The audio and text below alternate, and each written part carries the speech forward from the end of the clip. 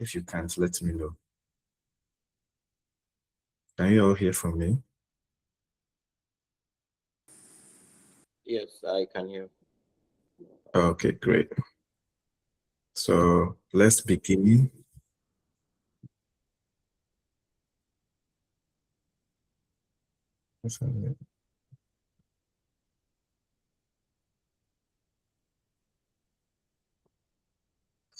Yeah, so let's begin by going over what we did last week. So I just want to take you through what we did last week, and I have three exhibits, kind of examples that I will take you through today. And then once we are done with the examples, that will be the end. So before I begin, I want to say thank you very much for all those who have started your questionnaire. Keep on going. The expectation is that you get 200 or more. You get 200 or more. For those of you who we are supposed to work on your questionnaire, you don't worry, we will still do it. So especially this weekend, try as much as possible to be in touch or get in touch with me so that we can get this thing done. Okay, good. So those of you who have not started yours, do your best to get in touch this weekend. Let's get it done so that you can start. And if you have already started, I want you to keep on going, keep going, keep going, keep going, keep going. Because the number is 200 and we have up to the end of June. So do your best. I know it's a lot, but do your best and get more so that we can. It doesn't mean that when you get to 200, then you stop. That's not the meaning. Or you get to 210, then you stop. You can go as 300, 400 if you have the capacity. So yeah, then the second thing is that I also know that some of you have already started extending your introduction. So I have received some people's introduction and I have even read the introduction. I have passed comments, which I think so far so good. I can mention at least one person like Lori or Luli or something. Luli. Yeah. Is that your name? Or you have another name? Yes, so one of you here, not one, I have received, I think, three. I have received three of them. Three people have submitted their introduction.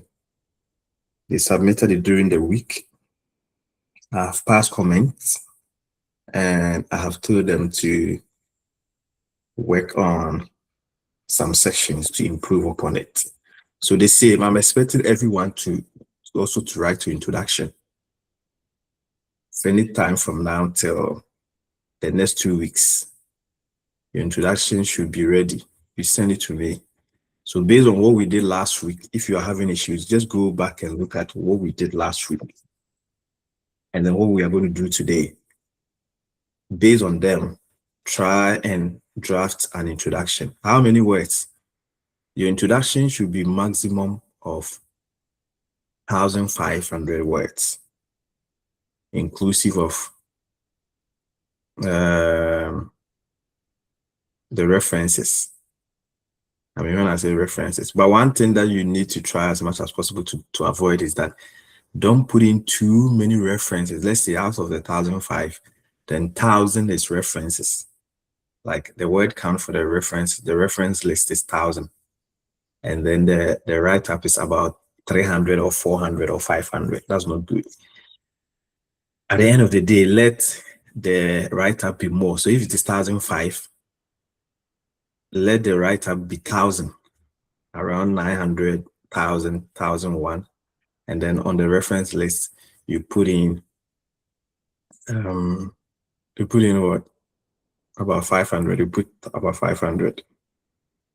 What this means is that whatever you are going to state in your introduction should be something that you have read. It's not because you are just trying to fill in something or you are trying to put something there. It must be something that you have read, just like what we did last week. I'm going to repeat the same thing today to help you out. So please start writing your introduction. Based on your introduction, I will get a better picture of what you are researching into. Because many of you, even though I was part of those who assisted in making changes to your topic and also to your questionnaire, I want to get a better idea from your point of view or from your end what you are studying. I want to understand what are you studying. It will be better for me to understand, and that can be seen in the introduction section. So everyone, please try as much as possible to do your introduction. I'm saying maximum 1,005. It doesn't really go by writing 1,500 words. If you think your introduction should be concise or should be brief, and that brief introduction will give us a better picture of what you are studying, let us know. But one thing I want to say is that be very intentional. Know what you are writing about.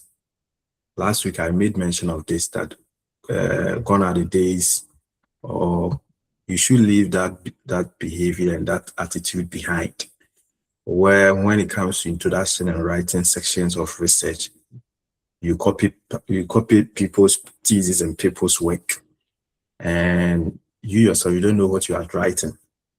Everything that you are doing, you must or you should be intentional. And when I say intentional, you need to know what you are doing. You need to understand what you are doing. If you need help, where you can get help is literature. Where you can get help is by Googling. You Google, you get articles, you read them, and then you get understanding of what you are doing.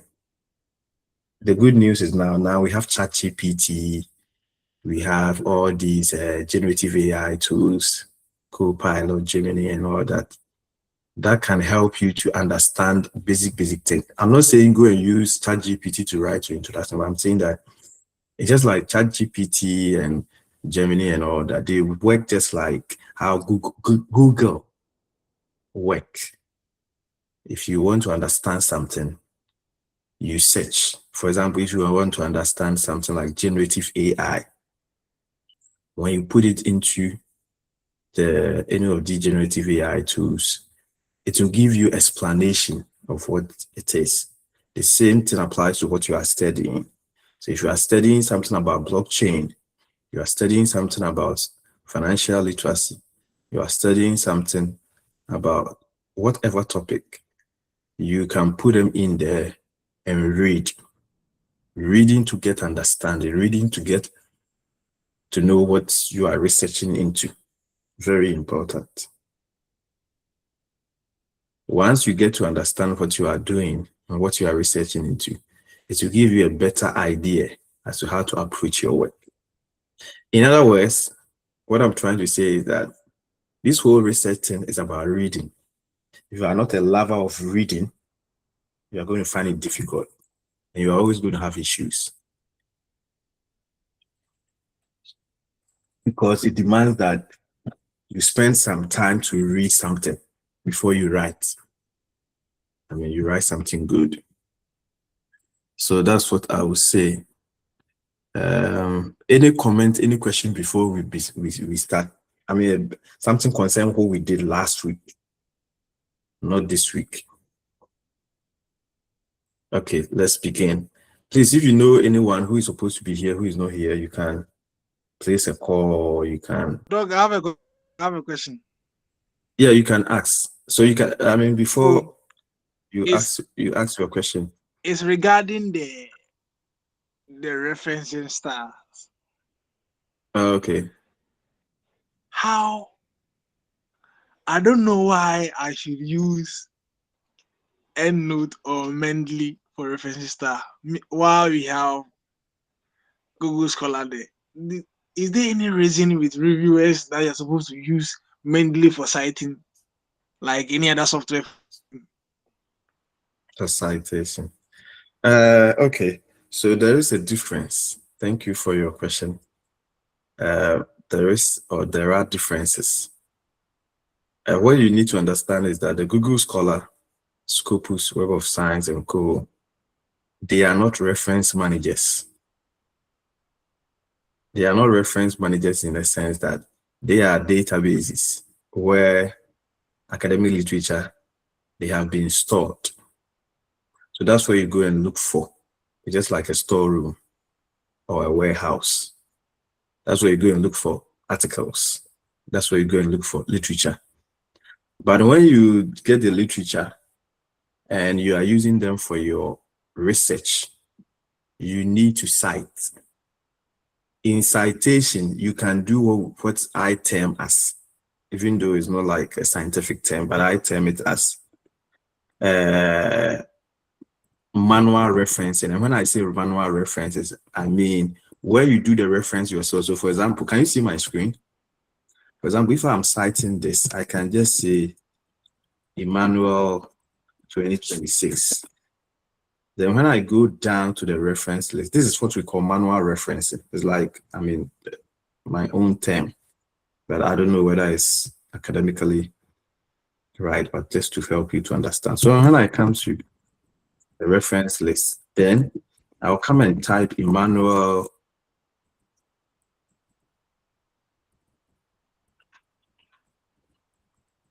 and then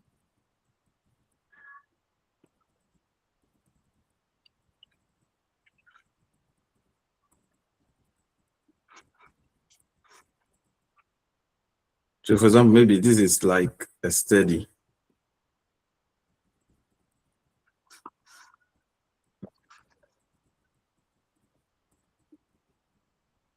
Right?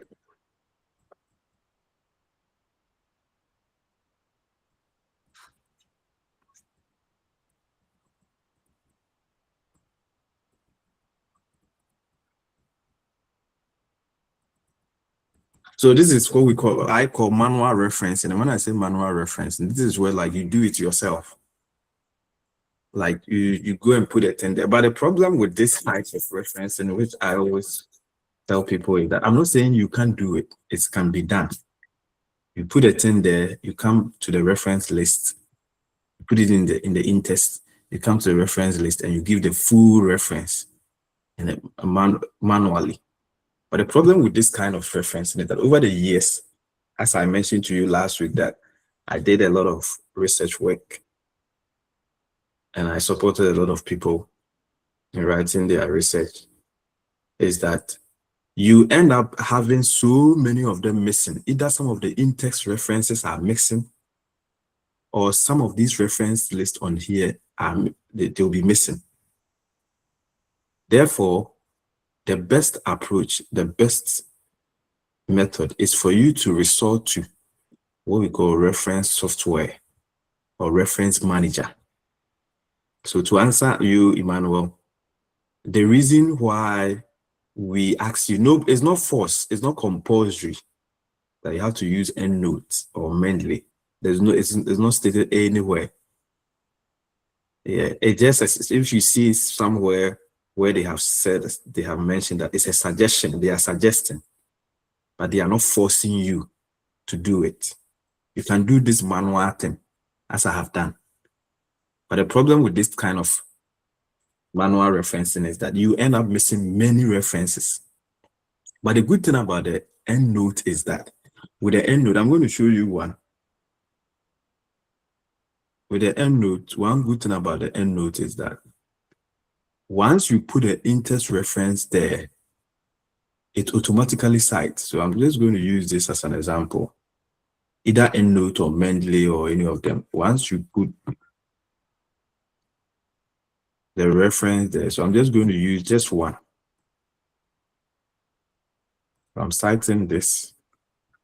Okay.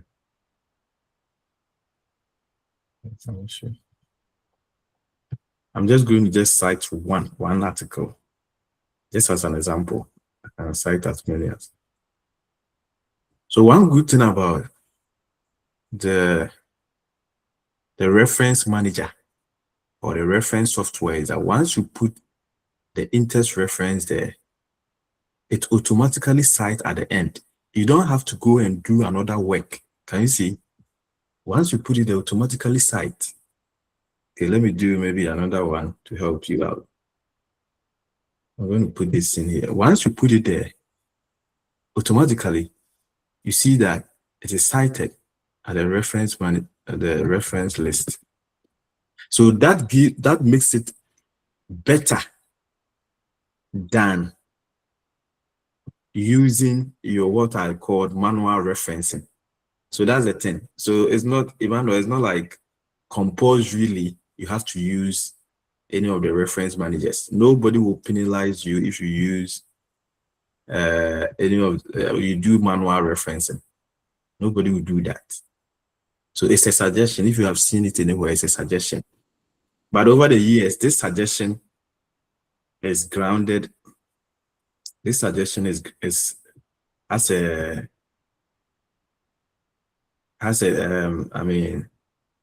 practical and empirical support.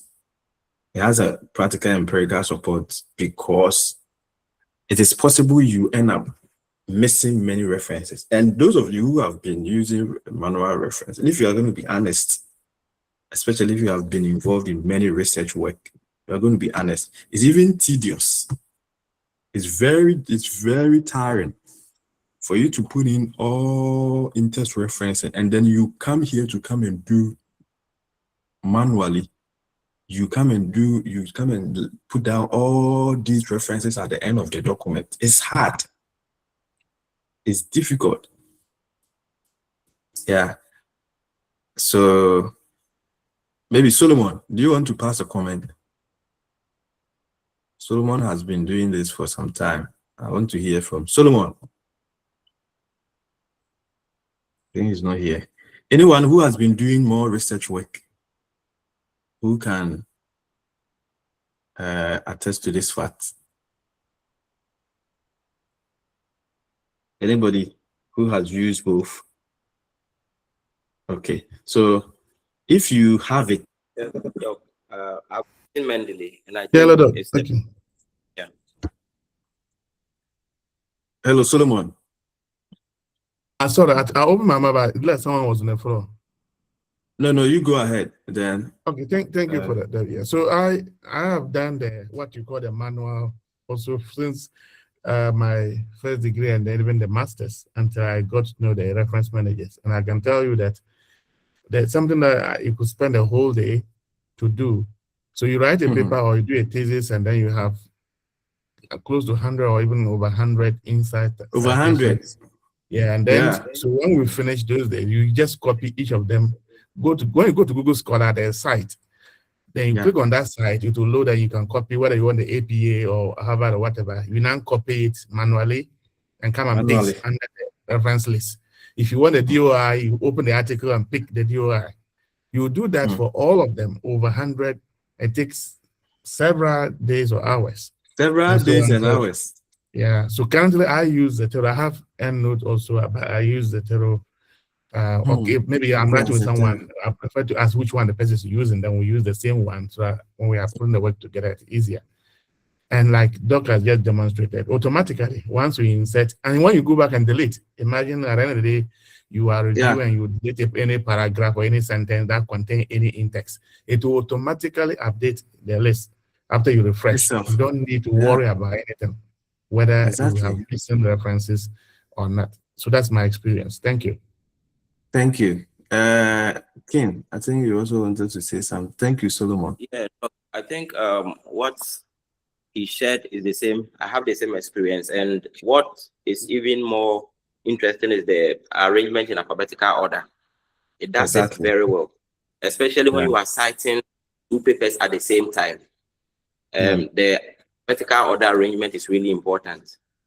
And you may miss those things out of sight when you are doing a manual referencing. So as for yes, a reference manager, I think, is the best, and everybody should try and then learn at least one. Learn to use one. At least one. Great. Yeah, I agree with you. Thank you very much for your comment. Yeah. So Emmanuel, that's the answer for your question. Once again, it's not compulsory. Nobody will force you to use any of the reference managers. But over the years, if you have been somebody who is an experienced researcher, nobody will tell you to run and go and get a reference manager, a software, because if you are dealing with a thesis, like for example, my PhD thesis, where my PhD thesis was over 500 pages. 500 pages. My thesis was over 500 pages. And this 500 pages also come with over 1,000 references. Or it came with over 1,000 references. So imagine doing all these 1,000 references one after the other. You can imagine. Even those days, as I mentioned, that's when I used to support people with their master's and undergraduate thesis. After you have finished everything, the references section, it will take you like days, sometimes 2 days, 3 days before you finish. But with this reference manager, you just get it, you cite. If you want to make any changes, once you make a change, it will automatically update. So as King rightly said, to be great if you learn one of them, at least Mendeley or Zotero, or anyone that you are comfortable with. It will help you. You even come back to comment to testify or to say that, Doc, you have really helped me. So if you have it, fine. But if you don't have it, doesn't mean if you don't have it, you can still go ahead and do your research work. You can do it. Yes, but I'm just encouraging. It's just something to encourage you to use one of the reference managers. But if you don't have it, in case you don't have access to any of them, you can still go ahead and do your research work. It doesn't prevent you from doing your research work, or it doesn't prevent you from going by what I termed as a manual referencing style. So you can still go ahead and do it. Okay, thank you. Let's now go into today's So class. look at someone's hand. Please. Thomas. Who is Thomas? Yes, go ahead. Mr. Thomas. Thomas Sinsong. Oh, is it not a person? Okay. Yes, I saw his hand up. I thought you wanted to also ask me. His hand is up though, but can you hear? We can't hear from you. Okay, let me keep on going. When you can talk, let me know. Then I'll stop. Then you talk. Okay, so this is what we did last week. I mentioned that with the introduction section, I'm just going to take you through it again, and then I'll show you exhibit, and that will be the end for today. I'm hoping that we'll be able to finish within 1 hour today. What you have to do is that you have to just come up with these sections. Okay, this introduction section is what we normally term as chapter 1, theses and dissertations. That's what we call chapter 1. Okay, so in writing your introduction for journal articles, you are not required to put in subsections. And when I say subsections, I'm talking about, don't put headlines or titles like background of the study, problem statement. They are not needed. Rather, you can do this, I will use the word behind the scenes.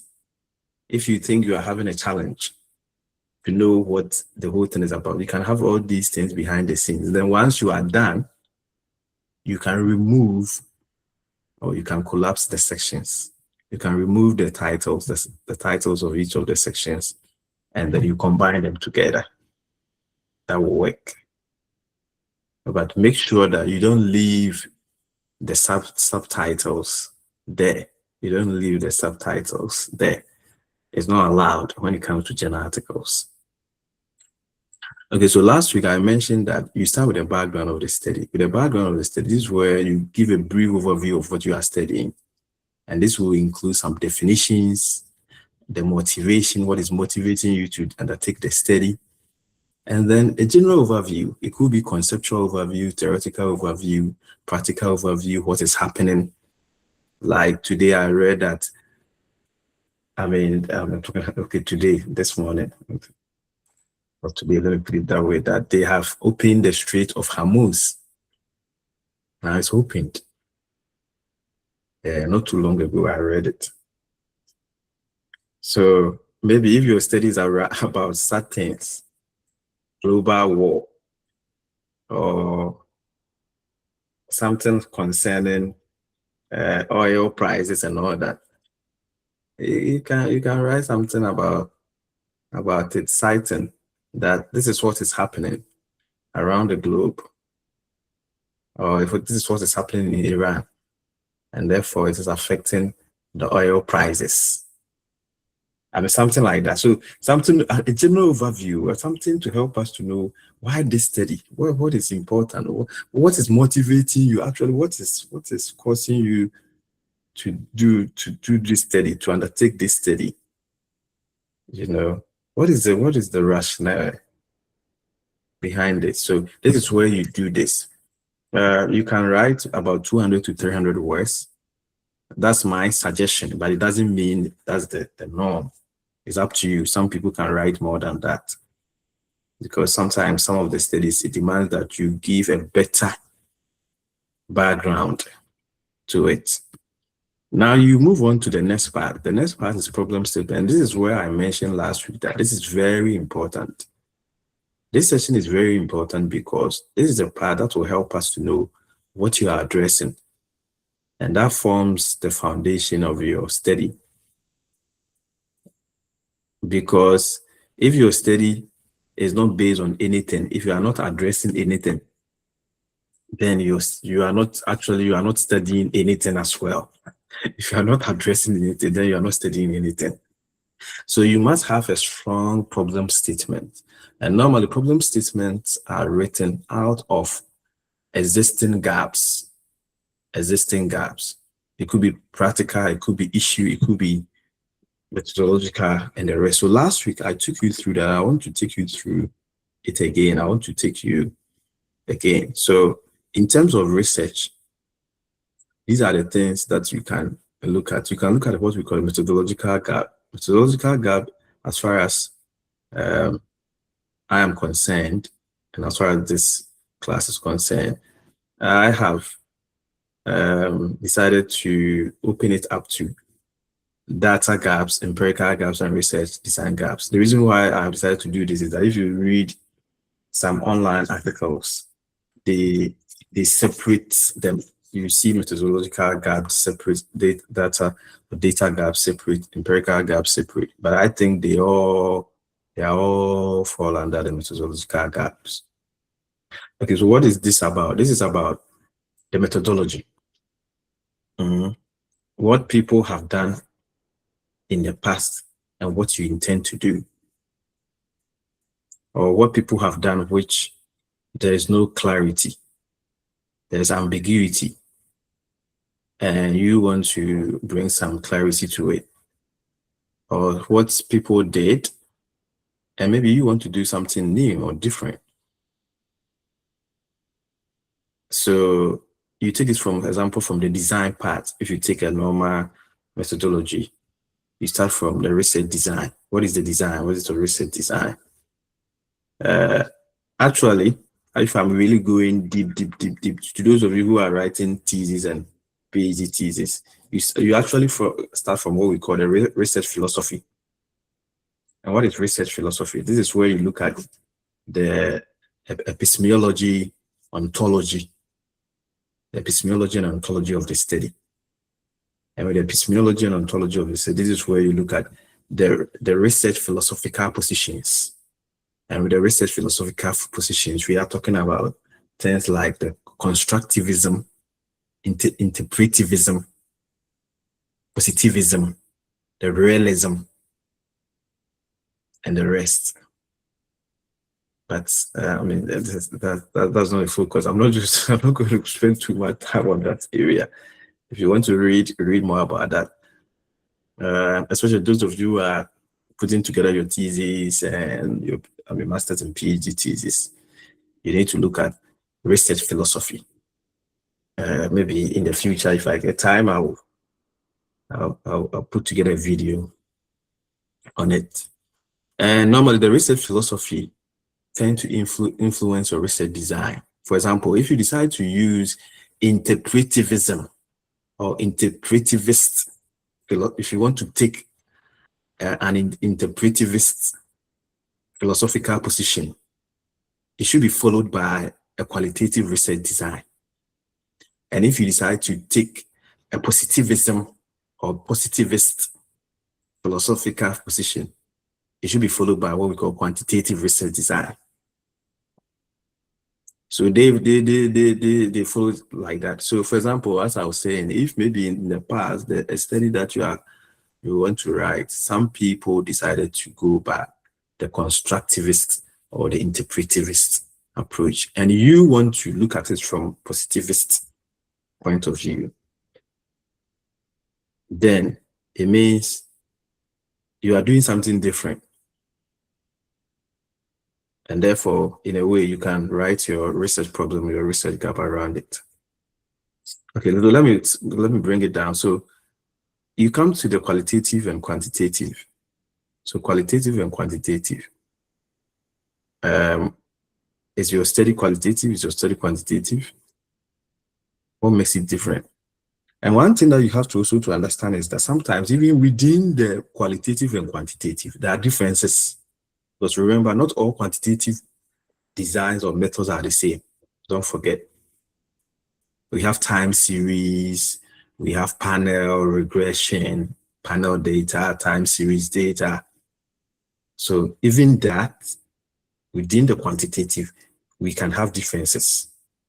Within qualitative too, we can also have difference because we have qualitative studies like the focus group interviews. I'm talking about the data collection instrument, focus group discussions, and ethnographic. There's one called phenomenology or phenomenology or something. Phenomena, like where you are trying to study a certain phenomenon or go into a certain phenomenon. So, and then we also have focus. Okay, I've already mentioned focus group, discuss case studies. So even within the qualitative, there are also differences. Okay, good. Now that you have the designs and then the methodology, when it comes to the sampling can also be a point that can lead to a study. Like for example, maybe in the past, people look at the sample, they target the population and the sample of like what King was saying last week. Even though the previous study that King was trying to look at has been conducted in an urban area, but in this case, you want to look at it from an area in Accra called Usu. So with that, the difference will be because he's targeting a different population. Out of that, you get the sample.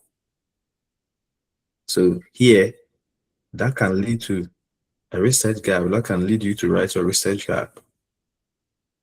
Then when we come to the analysis, the data analysis, I'm just giving you the sections of a normal research methodology. That is after you have collected the data. And when it comes to analysis, we have different analytical tools. We have different research analytical tools. So maybe, for example, your research, you are trying to look at barriers of blockchain. Maybe in the past, they use factor analysis. But currently, you are trying to use structural equation modeling. That can lead you to write your research problem because you are using a different methodology. Or they use what we call a point estimate data, but you are using a time series data or longitudinal data or something. So your methodology, your data analysis method will be different, and that can lead you to write your research problem. So that's the methodology part. Now let me move on to the next one, which is the gap or issue. This issue or knowledge or issue gaps normally stem from one, research. They can also stem from practice, and to a larger extent, policies. Okay, so for example, you are trying to look at barriers of what AI, generative AI in construction management.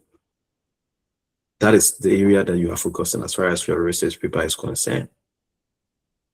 But don't forget, if you decide to look at barriers, generative AI, the issues surrounding it is not only barriers. There are so many issues surrounding it. Therefore, if you limit yourself to one area, or if a study that you have read, or the studies that you have read in the past, they limited themselves to one area, and you are trying to look at something different, or as even expand it, it could be a gap for you. Is that okay? Then, as I mentioned, it could also stem from practice. If you have read some reports, institutional documents, IMF report, and they have also mentioned that there's something that has not been addressed. There's a certain issue about something that has not been addressed. It can be a research, you can get a research gap out of it. Okay, so that is called issue or knowledge gap, a limitation of something that has not been addressed. And sometimes, so even if it has been addressed, it has not been addressed properly. So you want to tackle that. And that can lead you to write your problem statement. The next one is the theoretical or model gap. This is also one area which is very important. Many studies either do not have any theoretical framework or models or conceptual frameworks forming the foundation of the studies. So if there is a study that you're undertaking that either one, nobody has put together any theoretical, conceptual, or model models to support them in the past, you can decide to do the same thing, put models, and argue as to why your current study using a theory or using a model or using a concept is important. Two, it could also stem from the fact that the conceptual models and theoretical models are already there, but they have not been tested empirically. They have not been tested. Yes, especially many literature review papers.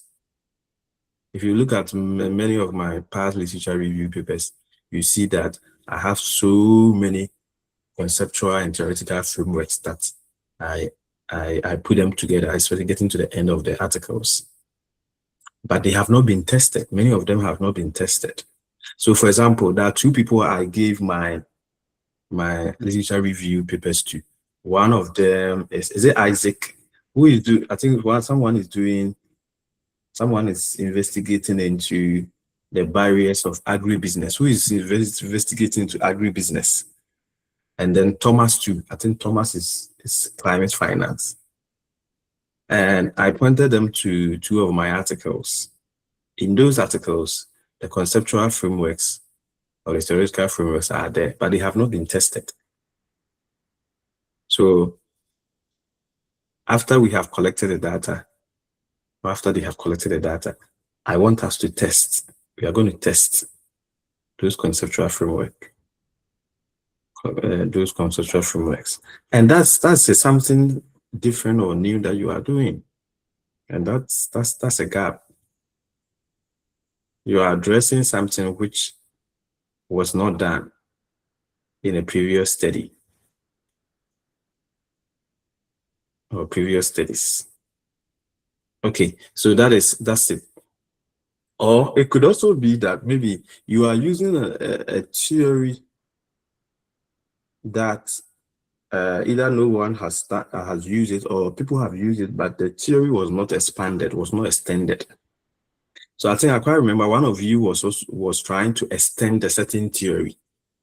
And I mentioned to the person that don't extend the theory, because trying to extend theory would demand that you have to do validation of the theory and all that. And at this point, going to do validation by going to take interviews and even doing quantitative validation is going to delay the whole thing. So I mentioned to the person that she shouldn't. In future, we will do it, but at this right now, we are not going to do any extension of theory or extension of model. You can extend your model, you can extend your theory. Have an extension. Extension here means you add another construct, you add another variable. So the theory of planned behavior, the theory of technology acceptance model, cognitive theory, cognitive flexibility theory, sustainability theory. Once you know the construct, you can extend them. It's acceptable. And by doing that, it's also a gap. It's kind of a gap that you are trying to fill. Okay, that's the theory. Now let's move on to the geographical context, or the context is very important. This is about people, this is about a place, and this is about the environment. Okay, so once again, I want to mention King. King mentioned that a study was conducted in the urban areas, but an area in Accra which is very busy, where there are many, where market activities, business activities take place. No one has conducted a study. And that's looking at his arguments. His argument stem from a contextual, geographical point of view. Because the thing has been done somewhere, or the thing was done in an area, and he wants to bring it to another area. He wants to conduct it in another area.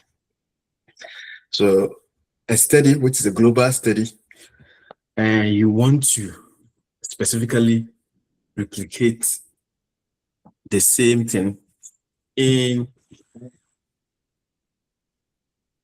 in that case, you are dealing with what? A conceptual gap. I hope you get it. Yeah. If you want to replicate what has been done in US, in Ghana, so you are dealing with a conceptual gap. If you want to repeat what people couldn't do somewhere in another context, you are dealing with conceptual gap, contextual gap. I mentioned to you that generative AI is not an engineering concept. It's not a construction management concept. It's not even a business concept. It's purely an IT concept. It's coming from Sam Altman. We all know Sam Altman. Who doesn't know Sam Altman? Is there anyone here who doesn't know Sam Altman?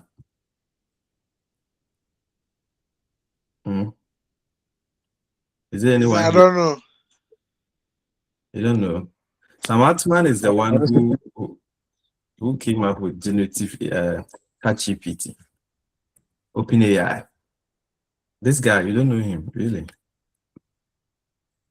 Anyway, I mean, he used to work with Elon Musk. They had issues, and that's why Elon went ahead to come up with Grok. If you check Twitter and Co and other Grok. Okay, I know him now. I know him in the picture. Yes. Yeah, he used to work with Elon Musk, and they have a bit of issues. In other words, what I'm trying to say is that generative AI in its entirety or originality is kind of an IT Silicon Valley idea. It's not an idea of a business. It's not an idea of fashion. It's not an idea of construction management. It's not no one's idea. It's a kind of like an IT thing. And now every field is adopting it. So you can see a study that somebody has conducted on, let's say, airspace, like those who just returned from the moon. Christina Koch, Glover, and co. Yeah, they use AI related stuff. So that's for airspace, that's for aero engineering, aerospace engineering. So if maybe you see something like that which has been applied in that area and you want to apply it in your field, so let's assume that from aerospace you want to apply it in engineering, construction management, or you want to apply it in business. That's you are trying to address a contextual gap. Yeah, it's a contextual gap. In a larger extent, it can also be an issue of knowledge gap as well. So yeah, that's it. Now, once you have all these things, and I mentioned to you last week that it is good you have a table. You analyze one study after the other. And with respect to yours, get about 5 important papers and analyze them this way and put them together. So last week when I finished, I put something together like this for you, just for one paper. And once you put that together on one paper, then you get supporting literature, which I'll show you today. Supporting studies, supporting literature to help you out, to expand what you have identified in the literature as your gap.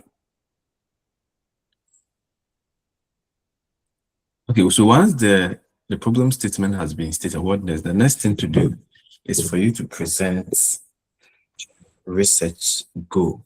So we need to mention, based on the research problem, now your goal, your aim, your purpose is to address A, B, C, D.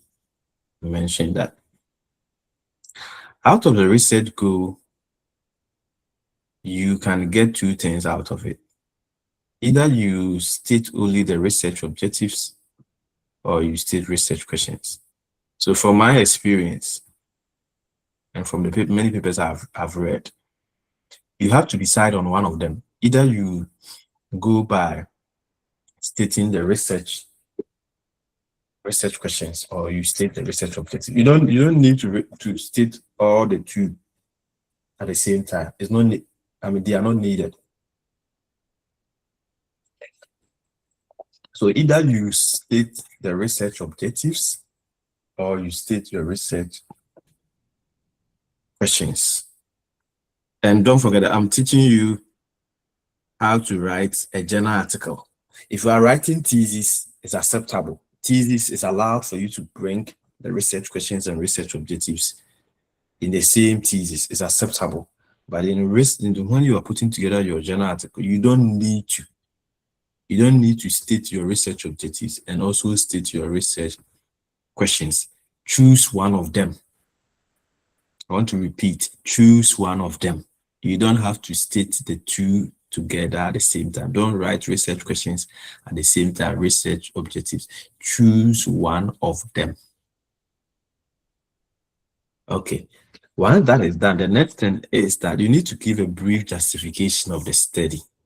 Justification, significance, contribution, a brief of them. And where do you look at? There are some areas that you have to look at when you are trying to justify your study. Give us the academic contribution of this study. How is this study going to affect theoretical development, further academic studies, advancement of already known things in academia? How is it going to advance research method. What is the innovation? What is the novelty? What is the innovative thing related to this? So you need to now you also talk about the practical contributions, practical implication. Well, how is this study going to affect practice? Firm level, industry level, and project level, even individual, project level, firm level, industry level, and even to the whole country. How is it going to affect practice? Policy. How is your study going to affect policy or policies? So you need to social contribution, environmental, so help us. Then I mentioned to you that, I stated last week, I presented to you last week that with respect to the scope, I would prefer to put it in the research methodology section. But if you still want to say something, maybe whilst you are going through the introduction, give us a brief scope of what your study is about. Like, is your study focused on a community or a city? Is it an urban area study? Is it a regional area study? Is it what? So give us a brief. And then if it is possible, some of the time, in the time frame, subject matter, what you are studying, the cultural context. Now, if you also want to add, you can give a brief overview of the limitations and delimitations. But here, I would suggest, or I would say, leave this to the end of the study, the conclusion section. But normally, this section, if you decide to write a lot about, it's almost like you are beginning something and you have started shooting yourself, saying that you have this and so and so and so limitation. Meanwhile, you have just started the journey. So personally, if you ask me, and based on papers I've read in the past, I would say leave this limitations part to the end of the study, to the conclusion. I think that's better. Proposed structure. Just give a brief overview of the remaining sections. So literature review, what will go into the literature review, what will go into the methodology, analysis, and all that. And now your references. But these references will be part of the larger references, which will cover other parts. Like, apart from the introduction, the literature review to also have some in-text references. The methodology will have in-text references, and then the results and conclusions will have in-text references. So these references, look at them at the end of the study. Okay, so I'm done with this. I'm going to show you some 3 exhibits quickly for about 10 to 15 minutes. That our 1 hour is up, but I think we can take about 30 minutes more. But within the 30 minutes, I'm going to take 10 to 15 minutes to show you some exhibits of some of my papers, which similar things have been done in other papers to support you in doing your write-up. Once I'm done, I'll give you the opportunity to ask questions, and also if you have comments, you can pass them. Okay, so if you can see my screen, this is one of my papers. And this paper is Critical Success Factors of Green Finance and Zero Carbon Buildings. So if you look at the introduction, I started by saying the world is making sustainable strides in confronting climate disasters. At the center of this is zero carbon emissions, which comprise. So it's like I gave something like an introduction. And I mean, when I say introduction, I gave a background. I tried to explain, I tried to present what the study is about. and what I intend to research into. If you go ahead and read it, I talk about the topical issues, because the topic is zero carbon and green finance. So I tried to present statement about what the zero carbon is, the roadmap, and also talk about the second item called green finance. In other words, in this section, the first part, if you read this thing well, I'm not going to read, because if I'm going to read, then we are not going to I'm going to take my time to read each of them. I explained the two concepts which form critical success factors of green finance, GF, and zero carbon buildings. So I presented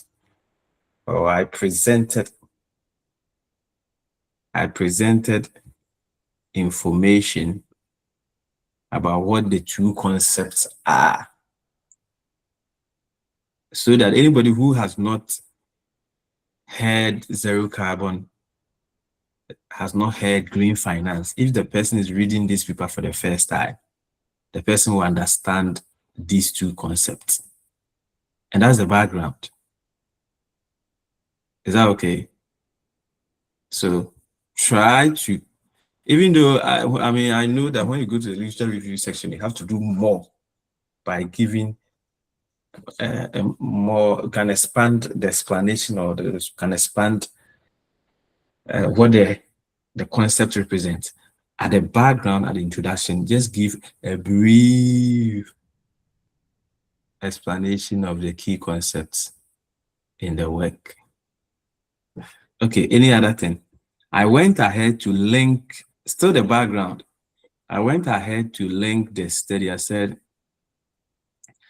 zero carbon buildings exemplifies, I don't know whether you see my screen. Let me make it bigger.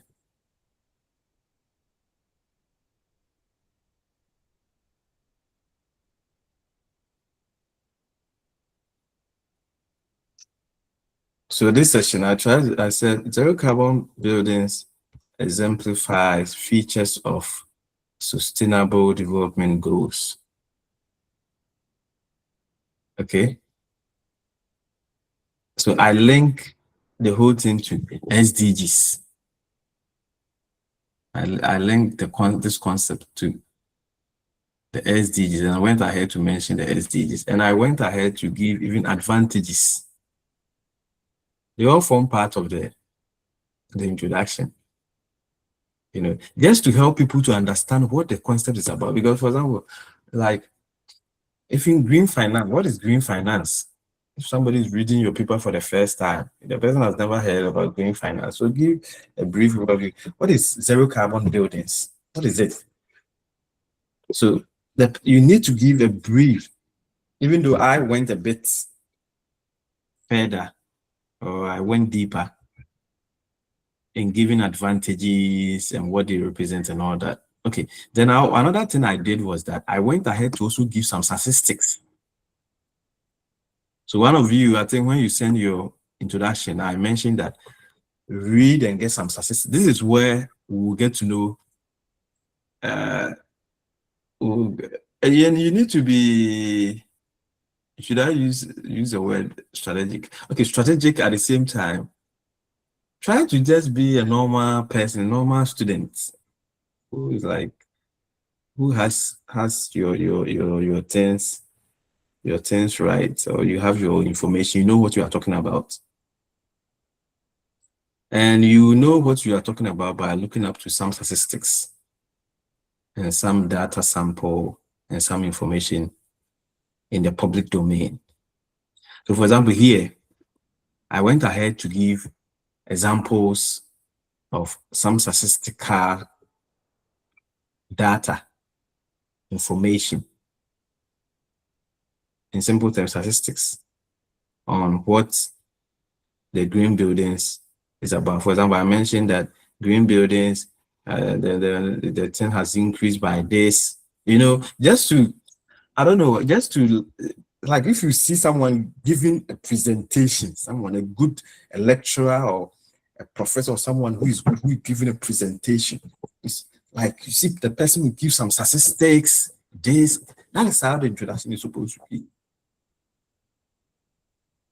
And if you are if like somebody is doing something like that and you are listening, when you listen, you are like, this person is good, or this person is this, or this person is that. The same. So make the whole thing practical. And that is the reason why I mentioned that all of you should move away from just copying somebody's work. Because if, for example, if you copy this work, my work, for example, you find yourself wanting, in a sense that you don't even know where I got my information from to put this thing together. Right? But if you are doing it on your own, like you are doing it according to how you feel and how you think the things to be done, you have that kind of confidence and you feel free. You not be under any restriction and under any pressure. Doug, can I? I'm not cutting you. Especially about this thing. Some of these things are updated, right? Some of these numbers. I've seen people that they just copy. So, for example, maybe this paper is published in 2025, and in 2028, I'm writing similar to the same thing, and I'm just citing your paper. Instead of now, and I copy it from, and I just copy this same number, 5.something billion, trillion. Good. Anyone who look at it will know that this guy's lying. Maybe about that year, that information has been updated, whatever it got. So I should have now gone to look at what's the current number, what are the current values over the years. It's easier to catch people when you just copy for another article after 2 or 3 or 5 years. You copy and you paste in your own work. When you are talking about many years later, and now go to that source, World Bank or whatever you pay the information and find out that that is now maybe 20 billion. You are saying 5 billion simply because you copy from somewhere. You copy from somewhere, so you are lying. Yeah, thank you. Good. Thank you very much, Solomon, for the addition. Yeah. So this is where we'll get to. We'll catch you if you are a reviewer, or if you are a reviewer, or we are examiners, or you are examiner. You can easily catch someone here. Yes, because as Solomon rightly said, you copy somebody's work, and the person mentions something in the year 2020 or 2019, and you are saying the same thing now. Clearly, you copied. You are lying, and you have copied. It's like you have copied. You get my point? So the best thing to do is that we are not saying you cannot maybe copy something like this, but even if you are copying, you need to look for the current data, the current statistics. So to add to what Solomon said, if something was done in the year 20, like this paper which was published last year, 2025, and let's say in the future you are writing a similar thing in 2027 or 2028, you need to look at around that year, what is the current data? What is the current data on it? What is the current statistics? So that you update it. But if you write the same thing that was written years ago, anybody who is a good reviewer will easily get to know that this person is the person is lying. So thank you, Solomon, for the addition. And I want everyone to do this. Try as much as possible to add some statistics. Very important. It make your work rich, look good. Like here, if you continue, I went ahead to look for statistics from Green Building Council Australia, European Union, the Responsible Mining Index. You see, and this will come in once again. I want to repeat this again. It will come in when you are a reader. You read beyond what you have selected. And when I say you read beyond, I'm saying look up to. I'm going to show you some credible news sources like BBC. BBC is a very credible. Yeah, BBC has been around for many years, and I don't believe BBC is going anywhere anytime soon. Okay, don't if you are going to quote news articles and all that, don't quote something like I don't want to mention any name because I don't know where this video will get to, so I will not get into trouble. But don't quote any news item that they don't have that credibility, and their news items disappear after maybe 2 months or 3 months or 5 months or something. I used to be a contributor. I used to be a reporter for one. I think I mentioned this last time to some of you. I used to be a reporter for one online news agency, and I remember one of the articles that I wrote that became very popular. Maybe many of you maybe read it at that time. Was when this lady died, Ebony Rains. Yeah, there's one article I wrote. That article, a lot of people read it. Many people generated, but at that time I used to write for them as an anonymous person. Anonymous. It became popular. If I show you that article, I think even now it's still there. But many of these online news agencies, their news articles disappear. They are not credible. But news agencies like BBC, CNN, they have been in the system for many years, and I don't believe they are going away anytime soon. For them, that they like the New York Times, the Washington Post, they have been in the system for many years. For them, you can do what? You can use any of their articles for your research, and also look up to governmental websites. I mean, when I say governmental website, government report, news items coming from a credible government agency. Like if you take Ghana, you can talk about Ministry of Finance, Ministry of Environment and Science. Okay. You can talk about some professional groups that are also very credible, like PMI, CFA, and co. Get information, and it will come back to somebody who is ready to read beyond the articles that you have selected, so that you get relevant information to beef up your argument. So once all these things are done, so all the things I wrote, they are all into background. Now I went into the problem statement part, and this is how I started. I said, despite the following green finance support towards so and so, the managerial competencies of so and so and so. So from here, I began to talk about the issues. So I think I started with some competencies and insufficient, whatever, notably. And then also I went into research and blah, blah, blah. I presented a gap, an issue, which I thought, or I think it's worth investigating. So once I finished putting together the problem statement, I went ahead to state the purpose. Okay. Then after the purpose, I added some objectives.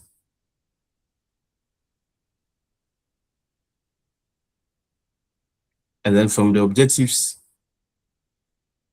as you can see from there, then I went ahead to give the potential implications, contributions of the study in terms of practice and in terms of research.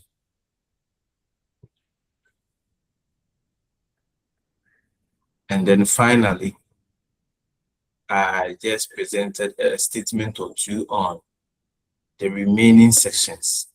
The next section is methodology and blah, blah, blah. No, it started with literature review. The literature review, next section is methodology, discussions, and then the ending. Yeah, so that's one. Now let me show you. We'll be going over our time. Let me be quick. Sorry. Another paper here, and I did a similar thing. So here I started with the background.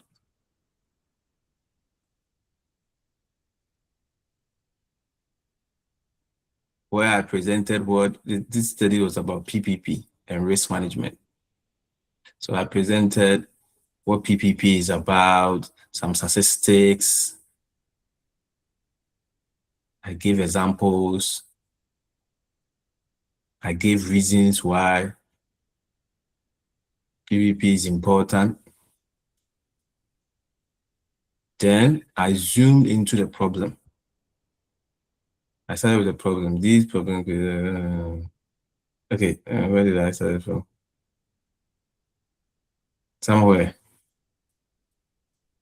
I think from the outbreak. Yeah. I started with the problem. Then furthermore, I went ahead to give more details about the problem, the issues at hand that I'm trying to address. Yeah, I think I remember this paper, the reviewers asked me to give more details about my problem statement. So I expanded it and I give examples. Then getting to the end,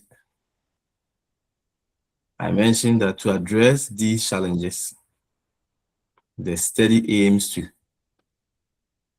or the study assesses. Then I went ahead to present the novelty.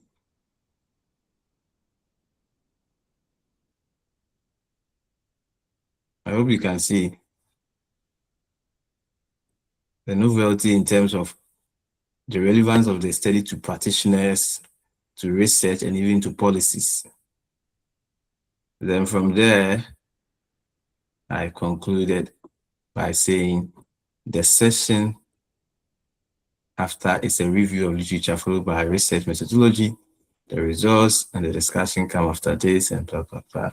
Something. Okay, that's the second exhibit. Let me show you the last exhibit.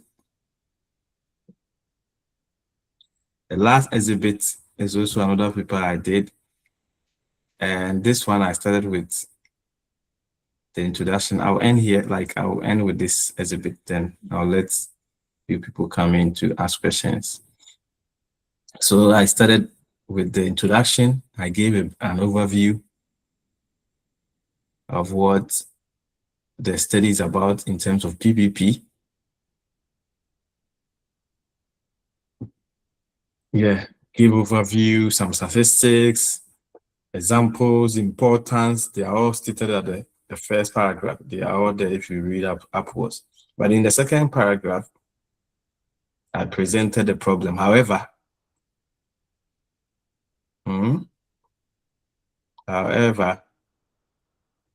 I said a comparison of the application of the PPP, a comparison of the PPP model on sustainable public infrastructure to developed economies could easily review the immaturity of the implementation and risk of the model in the country. In addition, a number of country-specific peer-reviewed literature reviews have been published on the application of PPP models to sustainable in China and other countries, but not in Ghana. In the context of Ghana, little studies have established the relationship between PPP and its contribution to the sustainability of. Furthermore, a comprehensive literature review article with a wider scope that synthesizes existing studies and proposes future directions on the topic in Ghana is missing from social literature. The few review papers available are constrained in scope, waste management, as well. So based on this, against these backdrops, the present study aims to. So based on the problem statement, the current study aims to thoroughly analyze the application. Okay. And then I went ahead to add my research objectives. Here I had 3 research objectives. So as I told you, you choose one of them. Either you go the research objectives or research questions. You can't present the two because it's not easy. Then from there, I presented some implications or potential contributions of the study. In this review, relevant suggestions are proposed to ensure you serve as a minimum. The results of this study could be a great reference guide for emerging economists who are similar to identify knowledge gaps, and conclusions of this study will assist further studies to promote long-term sustainable. The rest of the paper is organized as this. So this is the last part. The remaining part is how the paper has been organized. In section 2, it's a brief overview. Section 3, section 4, section 5. Yeah, so thank you very much. That's all. I'm sorry for going a bit more. So any question, comment?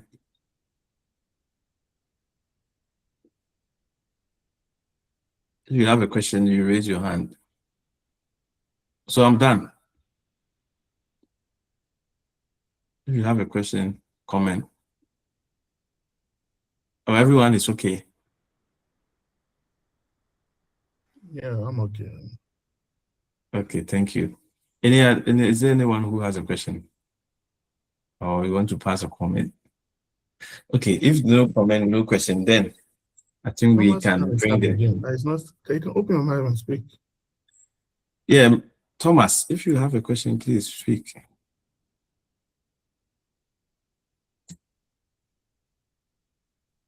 Mr. Thomas. Okay. Are we sure no question or no? If you have, just open your mic and you talk.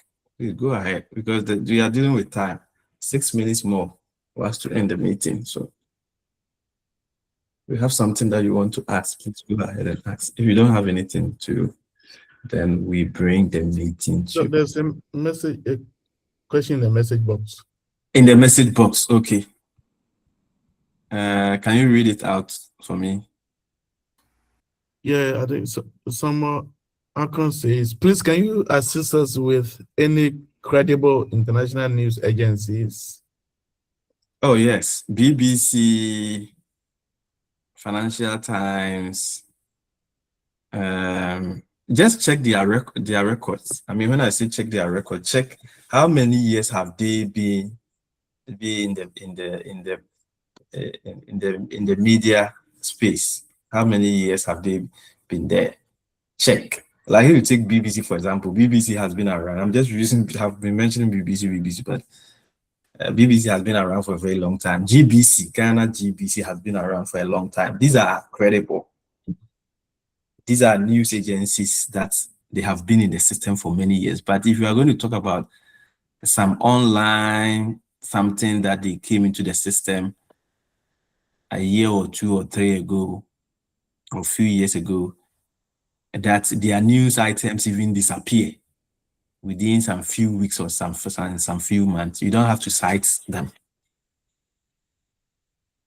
Okay, but if the thing is coming from CNN, coming from Washington Post, the New York Times, these are very credible. Yeah, very credible. I mean, credible does not necessarily mean you have to agree with everything that they publish, but I'm talking about like they have been in the system for many years. They have been in the system for many years. And for such news agencies, their articles are archived. They are stored in many schools, like for example, Western Sydney, UNSW, University of Sydney, and many universities. They even use their old articles as a reference point for studies, for research. And most of them even have access to their old articles, like Western Sydney, for example, has access to all the old articles published by New York Times, Washington Post, and all some of these things. So yeah, they are credible. Yeah, but don't rely on someone who has just put something. And some of these online publications, some of them even the thing is not detailed enough. You don't even know what they are saying. Somebody just says something and put something there. It's like if the content they don't make sense. The English is bad. Poor English construction. You don't have to rely on such people. Yeah. Hello. Yeah. Hello, Doc, Doc. can I come in? Okay. Yeah, thank do I you, have please. let Okay, Thomas. Thomas will speak, yeah. Okay. Thomas. Yes. Yeah, Doc, please, my question is on, maybe you cited somebody who did the work maybe last 2 years, and then this year there's a program about that particular work, and let's say the work has been withdrawn. But the information that you took for that person is not part of the issue that caused the withdrawal of that person's paper. So does it mean once a person's paper has been withdrawn, anything concerning that thing, anybody who cites that person is also being affected? No. If you have, cited the person and let's assume your paper has even been published and the paper has been withdrawn, it is not going to affect you. But if the paper is withdrawn before your paper come out as a final publication, then it will be good for you update and replace that paper which has been withdrawn with maybe a similar one or a better one, which can serve the same purpose. Okay. Thank you. Yeah. You're welcome. Any other person? Okay, Doc.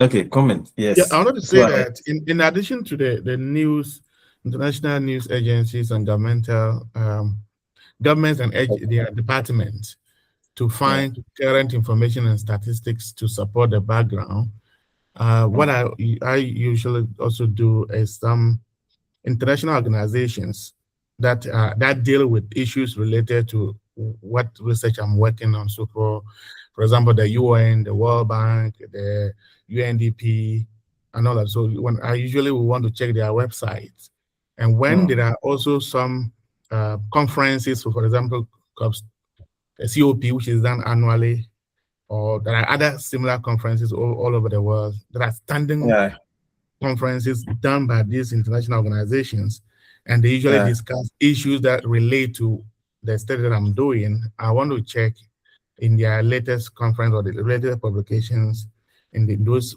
websites, what are the things and what are the numbers that pop up to include that in my background to make sure that I align with the current things in that field. Yes. That's a very good point. That's a very good point. So international organizations. So if you are dealing with something like issues of climate finance, green finance, zero carbon buildings, anything concerning sustainable consumption and the rest, look up to international organizations that have studies. And what you said is very true. For example, when I was researching into climate change, which I mentioned the other day, I used to follow this COP 13 or COP 19, COP 27. Now it's what COP, I think now it's about COP 27 or 28. Yeah, 30. You don't follow again. Yeah, no, I don't follow again.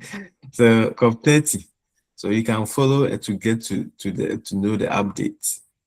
And also you can refer to, if your studies about climate change, you look up to IPCC, Intergovernmental Committee on Climate Change. Intergovernmental panel is the word, is panel, Intergovernmental Panel on Climate Change. So look up to international organizations, and the internet, not only international, it could also be local organizations, credible ones, credible local organizations. Like in Ghana, you talk about what? Imani. I'm just saying Imani, because Imani has been in the system. Franklin Kuju's Imani. You talk about what? Some of these groups that are credible, like they have been in the system. Once again, the thing is they have been in the system for some time, like their credibility is assured. I'm not saying you have to agree with everything that they are doing. You don't have to. But we are talking about credibility, being in the system. They have been in the game for many years. You can pick them and then cite them. It's acceptable. So both local and international organizations and conferences get to know their reports and read them. And all this will come down to you being a reader. Because when you read, you know what to use and what not to use. If you are not somebody who is not going to be a reader and you are going to be somebody who just want to cut and paste, that is where you are going to have issues. For cut and paste, it's easy to do cut and paste, but cut and paste come with a whole lot of problems that you encounter later on. It's easy. When you are doing the cut and paste, it's so sweet. You sit down and just copy and just paste it in somewhere. But the problem is that it comes with a lot of problems. It's better for you to go through the mail. It's better for you to go through the hash, the problem, by sitting down, reading, getting information, and presenting something which will be there for many years, than for you to do cut and paste, where you'll be told to go and do a similarity in test, plagiarism test, and so forth. And then your paper will be rejected. They'll throw it away. People will now say you have credibility issues here and there. So the best thing is be a reader. When you start reading, you can decipher between the good ones and the bad ones. You'll be able to filter the wheat from the what? Is it the wheat from the rice or what? The wheat from the wheat, something like that. Yeah. So. No. Mhm. Okay, your time is up, best. I wanted to clarify to get some clarification here. Be quick. The time is up. Okay, so you mentioned of this similarity index and matter. Sometimes you may not be copying somebody direct, but there will still be that kind of issue of similarity test issues. You read somebody's work and then try to paraphrase it in your own words, but when plagiarism check gets it, you see that it should be cash or be caught by those things. I don't know what caused that. Yes, okay, I get your point. I was dealing with a similar issue 2 days ago. So what happens is that, yes, you are allowed to read somebody's work and then paraphrase it into your work. It's allowed, it's acceptable. But in many cases, what happens is that many of what we do, which personally I have done it before in the past, is that it's like you want to produce almost the same thing the person, if it's a statement or it's a paragraph, you want to put the same thing there into your work. If you do that, you are going to have issues. So to resolve this thing, this is what I suggest you have to do. One, do a lot of reading. Get a better understanding of the whole thing. And when you understand something and you are writing it in your own words, according to how you feel, right? For example, right now, if I ask any of you, what do you know? What do you think about, let's say, ChatGPT? Or what have you heard about it? Everyone here will be able to say something. You are not saying it because of what you have read or what somebody told you, but like based on your experiences and some of the things that you have encountered and all that put together, you'll be able to say something. So the same thing also go for research and go for writing. When you are writing, it should be based on many things that you have read. And the many things that you have read, when you are writing, they come out freely. They don't come out based on like kind of like I need to stick to this box. I have to write exactly what that other person wrote. Because when you write exactly what the other person has written, that is where you are likely to encounter plagiarism issues. You are not forced to write exactly what somebody else has written. You are expected to get information from whatever you have read, and then also get your own information, and then kind of make your own write-up. It's just like, for example, maybe Emmanuel, Solomon, Seth, Eugenia, Kofi, and all that. Thomas, we all come together and advise you about whatever you want to do in life. At the end of the day, you are the one who is supposed to, okay, I have heard from Solomon, I have heard from Emmanuel, I have heard from Eugenia, I have heard from Sharon. Okay, so based on all these things I've heard from them, I think I will do ABCD. That's the best way. You don't pin or you don't focus your decision based on one person, or you don't focus it on you don't focus it on one person. It's based on so many things that you have heard from people, and out of that you make a decision and then you move on. So just check that. Don't put yourself in a box. In many cases, we try to put ourselves in a box, but we see something that we read that we think is interesting, and we want to write exactly the same. So we are trying to find a way. And that's what I mentioned last week, that sometimes some of these paragraphs, we even need the same paragraph from somebody's work, but we try to change the word. So if, for example, the word is, let's say, go, or what word? Let me look for something. Maybe we try to look at a similar words to just change the same sentence. It's not helpful. Don't do that. But like, let me try and see whether I can get a word. Yeah, don't do that. Okay. Yes. Okay. Any other person? Any other person? I think everybody is okay. Lori, yes. Lori. Go ahead. Very fast. Our time is up. Yeah, I can see your hand. Can you talk? Yeah. Good evening, Doc. Good evening. Yeah, please. My question is to work together.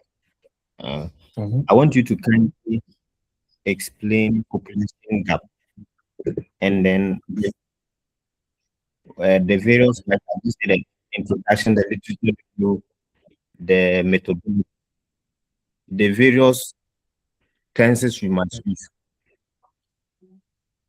The Hello? tenses that you have to use. Yes. Okay, so when you are writing your introduction, because your article is this one, we are writing a journal article. So two things, you use past tense and present tense. But when you are dealing with a research proposal, any proposal which you will execute the project, or which you conduct the research in future, you use future tense. So for example, if it is a proposal, you say, I will collect data, or I'll collect so I'll collect data using questionnaire. But once it is a research article, just like what we are writing now, where by the time that you will be done with your study, you should have collected the data. You can't say I will, or we can say data will be collected. Data has already been collected. So in that case, you say data was collected, or I collected data. You get my point?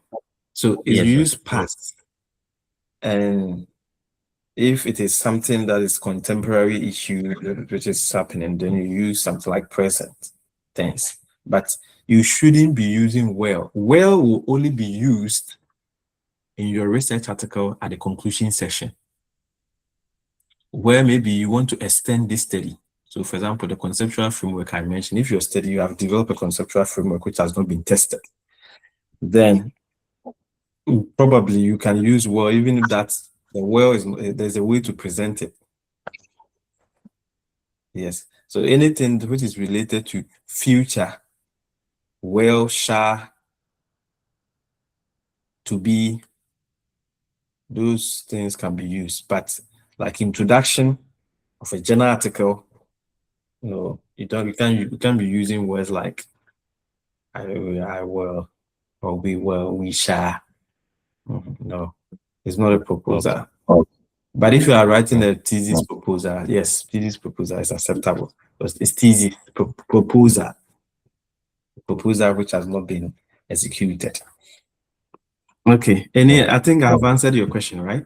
Oh. And the second one, you mean the population gap. The population gap. The population gap. Can you explain a bit so that I help you? What do you mean by population gap?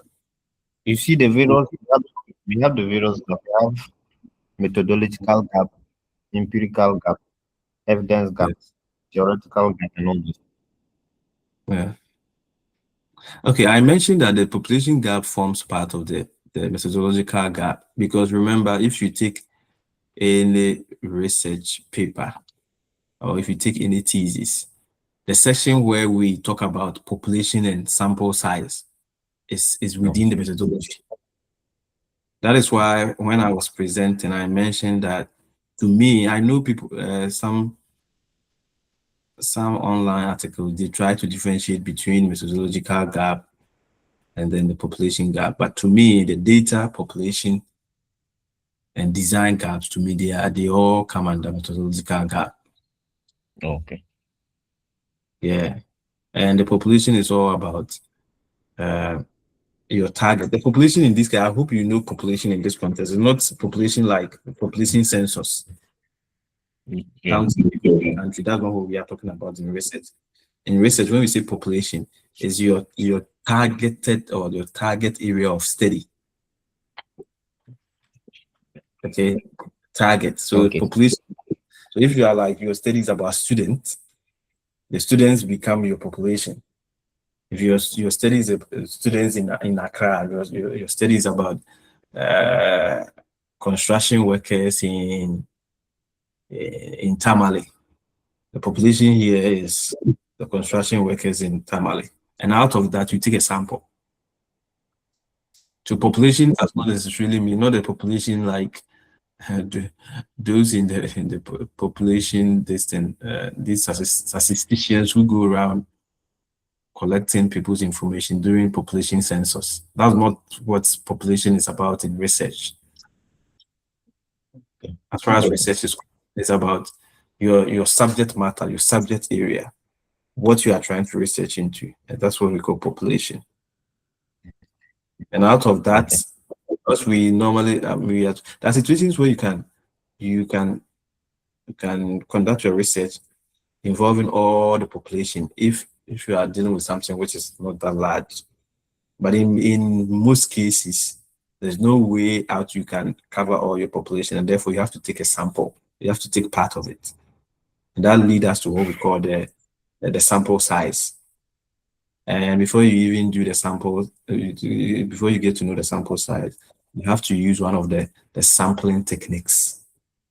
Either you do random sampling, or you do what we call stratified sampling, or you can do purposive sampling, you can do snowball sampling, convenience sampling. All these are sampling techniques. Based on one of these techniques, you take a sample, a portion of it. It's just like having a watermelon, and you take a slice, or having a pizza, you take a slice of it. You don't eat all the pizza, you eat part of it. So that's how it works. Okay. Thank you very much. You're welcome. Any other person with a question? Okay. If nobody has a question, please, we are ending here. We have gone a bit like 15 minutes beyond the time that. So once again, I want to end by saying that please send your introduction, everyone. Send your introduction. If you have an issue, go back and watch. I'm going to upload these videos. Go back and watch the videos and put together your introduction so that I'll get to understand what you are researching into. Based on your introduction, I'll get understanding. And it's better, as I said, it's better you send it to me now because I have time now to take my time, read, pass comments, you review, you revise, then you move on. Better than for you to wait till the last minute, which is somewhere June, July. The workload will be massive. I may not be able to get that time to be looking at your work in time. Okay, thank you everyone. Have a blessed weekend and see you again next week. So we are meeting again next week. Those who have not been attending, I want you to encourage them, talk to them to attend.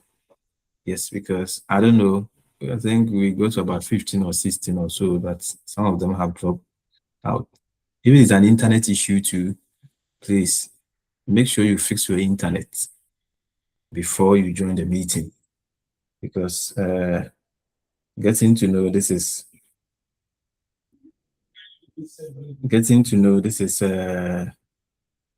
an internet online based training. You need to be also aware of internet, potential internet related issues, and therefore everyone should try as much as possible to fix your internet before you join, so that you will not have an excuse. Okay, yeah. So All right. everyone, see you. Bye bye. Thank you so much, Doc. You're welcome. Bye. Bye.